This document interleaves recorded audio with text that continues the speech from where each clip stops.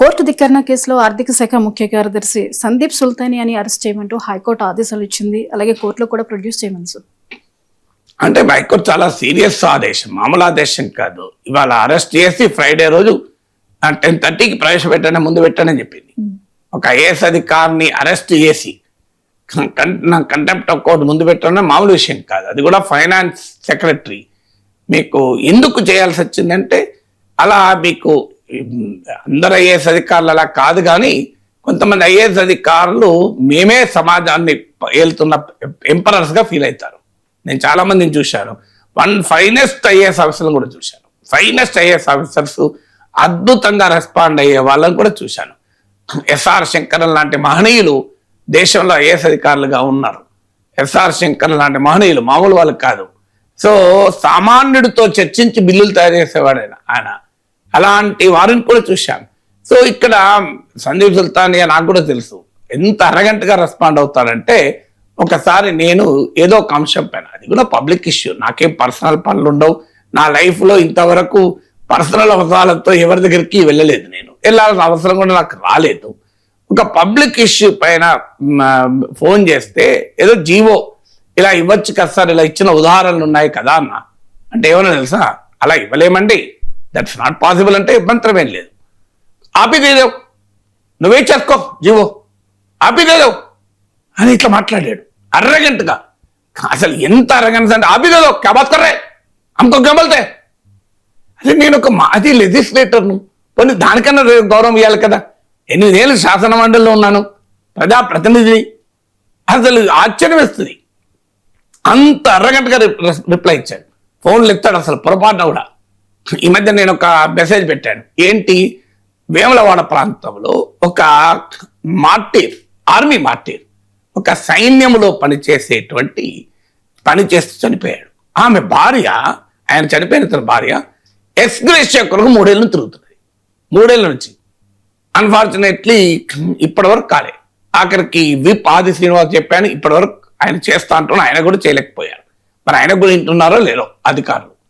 అసలు ఏం ఆశ్చర్యం వేస్తే, 3 ఏళ్ళుగా ఒక ఆర్మీ మార్టీర్, అతను చనిపోయినప్పుడు అందరూ వేయారు, మళ్ళీ మంత్రులు, ఎమ్మెల్యేలు, ఎంపీలు అందరూ పోయి శ్రద్ధాంజలి ఘటించి దేశభక్తిని ప్రదర్శించారు. ఇప్పుడు ఆ భార్య పాపం 3 ఏళ్ళుగా తిరుగుతోంది ఎక్స్గ్రేషియా కొరకు. నేను మెసేజ్ పెడితే రెస్పాన్స్ కూడా లేదు కనీసం. అసలు నాట్ ఈవెన్ వాట్సాప్లో రెస్పాన్స్ కూడా లేదు. విచిత్రం ఏంటంటే, అసలు ఫోన్ చేద్దామంటే ఇలా ఆపిదేదో, ఆపి ఎక్స్గ్రేషియా ఇలా అదేదో మరొక కూతురు అంటాడేమో భయం. ఇలా అంటే ఎలా మాట్లాడతారు. అదే సమయంలో మీకు రామకృష్ణారావు ఇటీవల చీఫ్ సెక్రటరీ రిటైర్ అయ్యారు, ఫైనెస్ట్ ఆఫీసరు.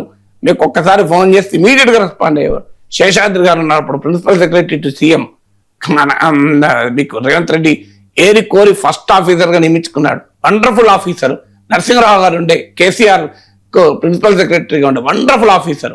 ఎన్నిసార్లు ఫోన్ చేసిన ఏ ఇష్యూ అయినా, పబ్లిక్ ఇష్యూ అయితే ఇమ్మీడియట్గా రెస్పాండ్ అయ్యేవారు. ఒక్కసారి కాదు, నేనైతే 60 సార్లు రెస్పాండ్ అయ్యాను.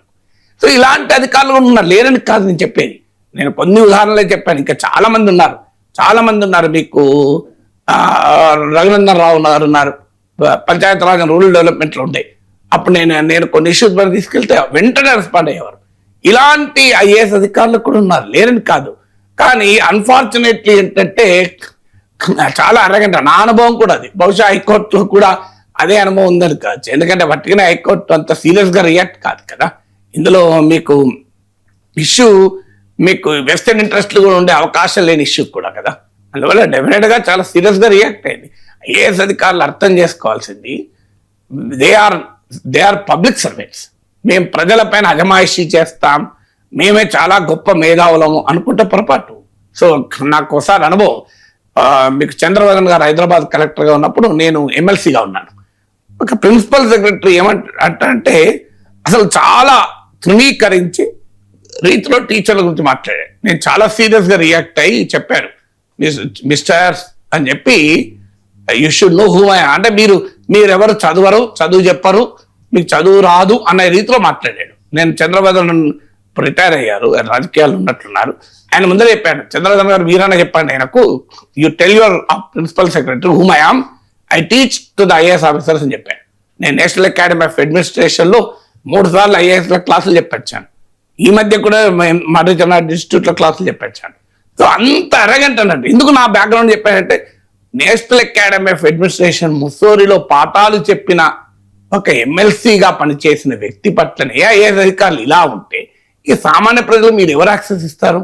ఒక ఎమ్మెల్సీ, ఒక ముస్సోరి అడ్మినిస్ట్రేషన్ నేషనల్ అకాడమీలోనే విజిటింగ్ ప్రొఫెసర్గా చేశాను, నేషనల్ పోలీస్ అకాడమీలో విజిటింగ్ ప్రొఫెసర్గా చేశాను, మరి Chennareddy institute of human resource development latest batches of గురువున అందరికీ క్లాసులు చెప్పాను నేను. 62 సార్లు శాసనమండలి సభ్యుడిని, అన్నిటికి మించి కొన్ని లక్షల మంది ఫాలో అవుతున్న ఇన్ఫ్లుయెన్సర్ను కూడా కదా. ఇవాళ అంతా ఇన్ఫ్లుయెన్సర్ ఎకానమీ కదా. మరి ఇన్ని ఎలక్టెడ్ రిప్రజెంటేటివ్ గ్రాడ్యుయేట్ ఎమ్మెల్సీ నేను, నా పట్లనే నాకే ఈ అనుభవం ఉంది అంటే బహుశా కోర్టు పట్ల ఇంకెలా అనుభవం ఉండుంటుందో నేను రిలేట్ చేసుకున్నాను. నాకు తెలియదు ఏం జరిగిందో, కానీ సో బహుశా హైకోర్టు జడ్జికి కూడా అదే అనుభవం ఉండి ఉండాలి, ఈ అరగెన్స్ చూసి ఉండాలి. అందుకే చాలా సీరియస్గా రియాక్ట్ అయ్యారు.